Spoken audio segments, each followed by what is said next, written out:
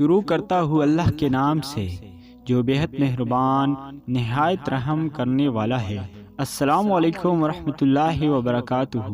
پیارے دوستو، آج ہم آپ کو بتائیں گے کہ قیامت کے دن 10 ایسے لوگ ہوں گے جس کے چہرے بغیر گوشت والے ہوں گے۔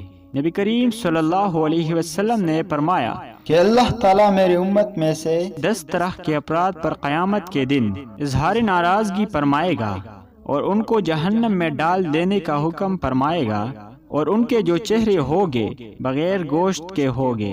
عرض کیا گیا، یا رسول اللہ صلی اللہ علیہ وسلم، وہ کون سے 10 لوگ ہوگے؟